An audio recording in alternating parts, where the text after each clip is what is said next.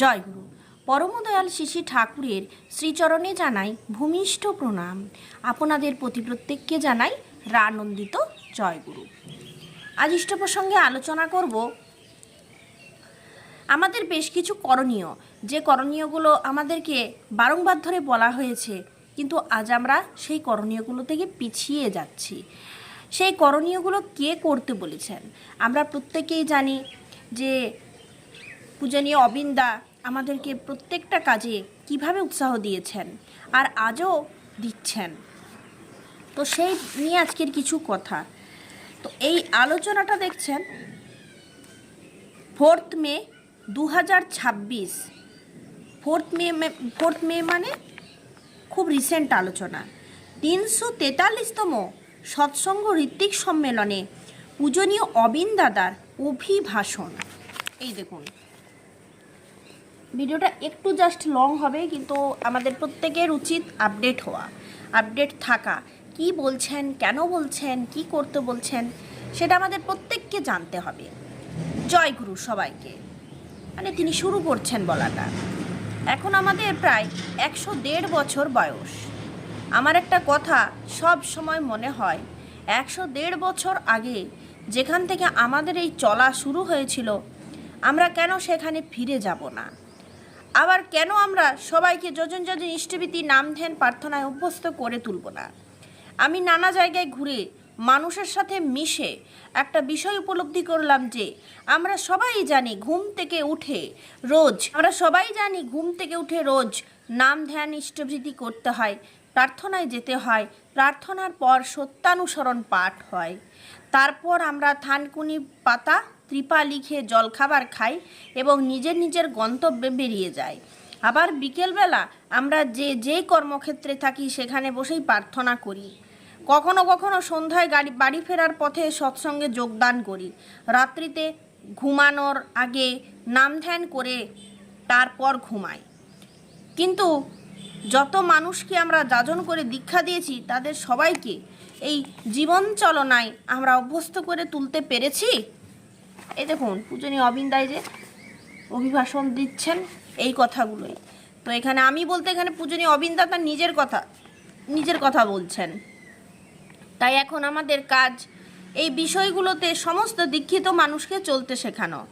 আমরা যারা নিয়মিত প্রার্থনায় যাওয়ার চেষ্টা করি, যদি কোনো দিন যেতে না পারি, তাহলে আমাদের মনে একটা অনুশোচনা হয়। ঠিক তেমনিভাবে আমরা যাদের দীক্ষা দিচ্ছি, তারাও যদি কোনোদিন প্রার্থনা বা নাম ধ্যান করতে বা ঠাকুরের বই পড়তে না পারে, অনুরূপ অনুশোচনা যেন তাদেরও হয়, সেইভাবে তাদের তৈরি করার দরকার। আমি যখন ছোট ছিলাম তখন অনেক বালক সুলভ ইচ্ছা আমার ছিল, তার মধ্যে অনেকগুলোই আমার মা করতে দিতেন না।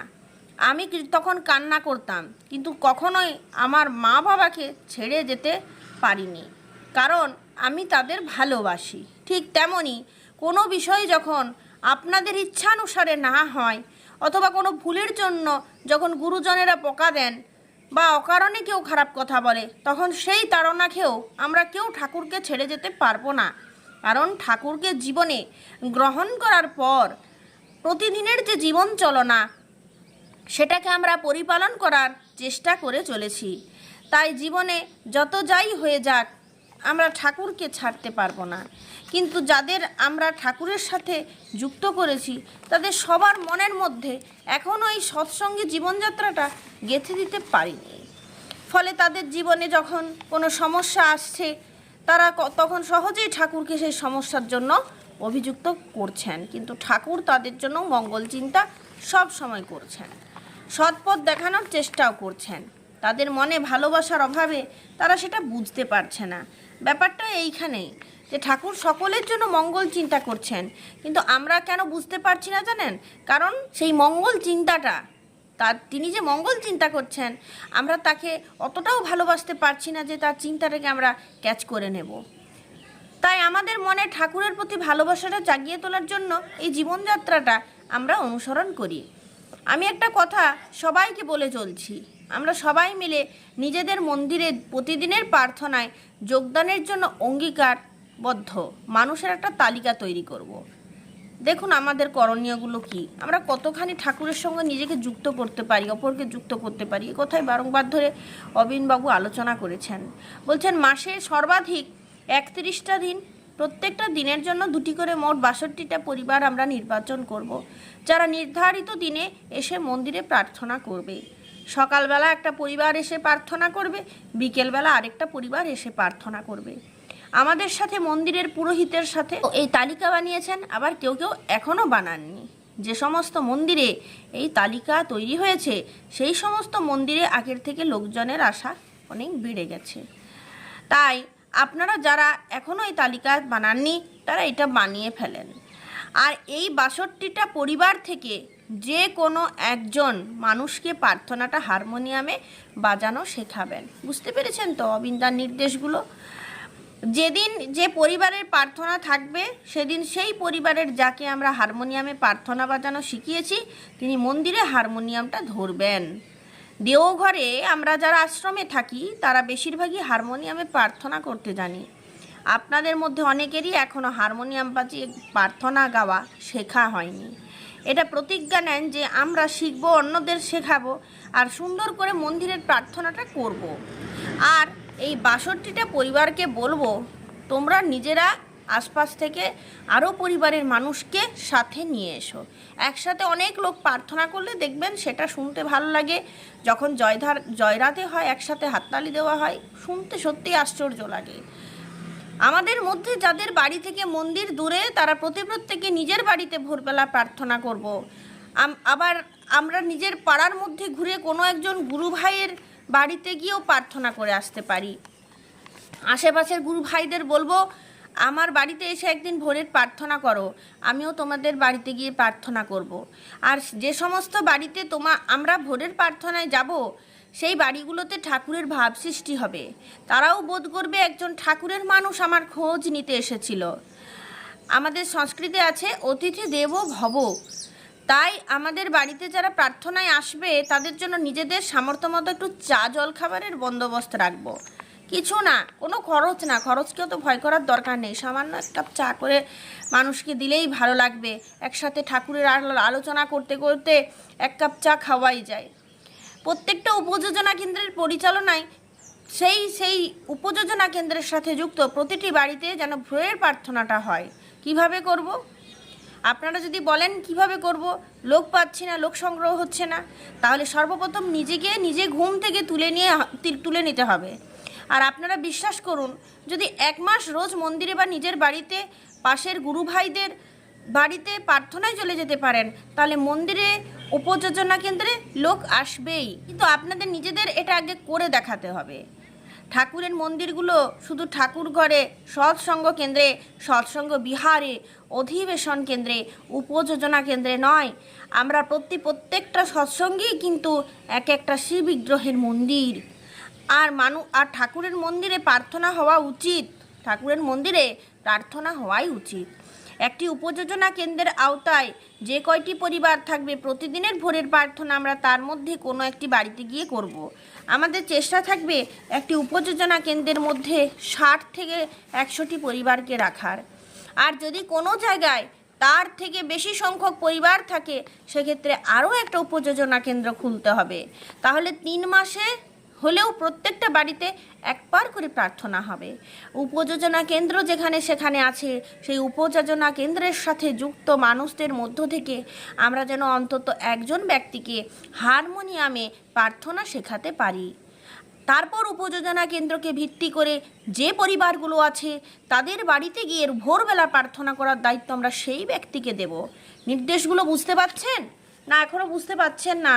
আমি তো আপনাদের পড়ে শোনাচ্ছি, আর এটা খুব রিসেন্ট আলোচনা, এগুলো অবিন্দার নির্দেশ। আর আমাদের জন্যই তিনি এই কথাগুলো বলেছেন। আমাদের প্রত্যেকে কিন্তু বসে থাকলে চলবে না। আচ্ছা, আপনারা কি কেউ সকাল 7টার আগে কাজের জন্য বেরোন? কিছুজন হয়তো বেরোন ভোরবেলা প্রার্থনা, কিছুদিন পর থেকে দেওঘরে 4:55 সব মিলিয়ে 1 ঘন্টা প্রার্থনা, 5:55 শেষ। তাহলে আমি সকাল 6টা থেকে 1 ঘন্টা আশ্রমের বাইরে নিশ্চয়ই কাজ করতে পারি। যতক্ষণ পর্যন্ত একটি লোক অদীক্ষিত থাকবে ততক্ষণ পর্যন্ত আমাদের থামার অবকাশ নেই। শুভ কাকা কয়েক বছর আগে এই কনফারেন্সে বলেছিলেন যে দীক্ষা না দিলে দীক্ষাপত্রের কাজ কি করে শুরু হতো, দীক্ষা না দিলে দীক্ষাপত্রের কাজ কি করে শুরু হতো। তাই দীক্ষা দেওয়া প্রত্যেক দীক্ষাদাতা কর্মীর আবশ্যক দায়িত্ব।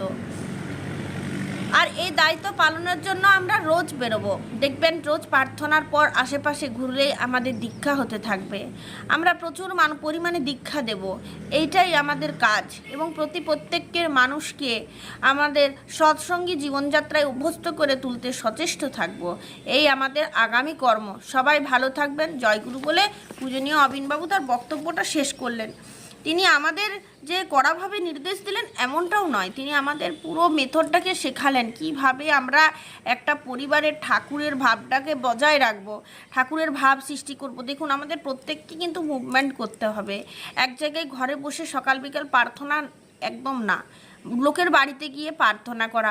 লোক আসবে আমাদের বাড়িতে, একটা পরিবারের সঙ্গে আরেকটা পরিবারের কত সুন্দর একটা যোগাযোগ তৈরি হবে এবং সম্পর্কটা পুরো ইষ্টকে কেন্দ্র করে হবে।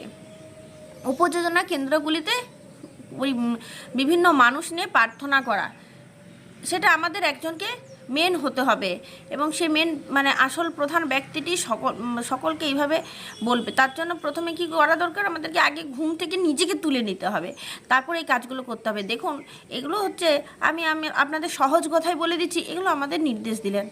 আমাদের কি করণীয়, ঠাকুরকে নিয়ে এখন আমরা কি করব। দীক্ষা তো অনেক দিন নিয়েছি, এইভাবে দুবেলা প্রার্থনা করা, নিজের ঘরের মধ্যে বসে ঠাকুরের বই পড়া, এটা কেমন যেন একটা লাগছে। তাই আমাদেরকে পাশের পরিবারটাকে, ধরুন আমার পাশের পরিবারটা অদীক্ষিত, আমাকে এমন আচরণ করতে হবে, এমন ব্যবহার করতে হবে যেন আমার সঙ্গ সে দেয়, আমি যেন তাকে নিজের সঙ্গে নিতে পারি। তাই এটা এই কৌশলটা আমাকেই কিন্তু করতে হবে। আপনারা এই প্রত্যেকেই নির্দেশটা একটু পালন করুন। আর যদি আপনারা এক কাজ করুন, আপনারা যদি এই 2026-এ 4 মে 2026-এ যদি আপনারা এই আলোচনাটা সংগ্রহ করতে পারেন, আমি একটু পড়ে নেবেন, কারণ এই আলোচনার যে কথাগুলো সেগুলো নিজের মধ্যে ঠিকঠাক করে বসিয়ে মানুষকে শোনালেন যে অবিনবাবু কি করতে বলেছেন আমাদের।